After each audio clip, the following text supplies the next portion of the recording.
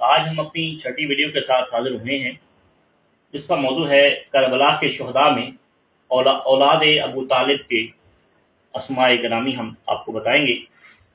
اگر ہم تمام شہداء کا یہاں نام لکھتے تو میرے پاس جگہ کم ہو جانی تھی اور ویڈیو بھی لمبی ہو جانی تھی، تو میں انشاءاللہ اگلی ویڈیو میں ان اصحاب باوفا کا ذکر کروں گا انشاءاللہ۔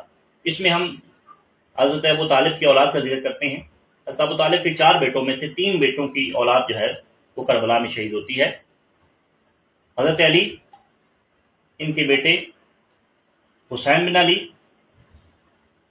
ان کے آگے 2 صاحبزادے شہزادہ علی اصغر اور علی اکبر۔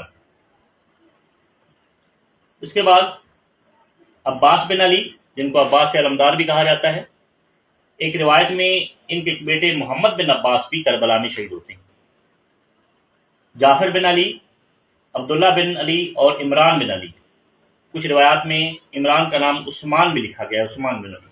بہرحال یہ چاروں بیٹے عباس، جعفر، عبداللہ اور عمران، ان کی والدہ فاطمہ کلابیہ ہیں۔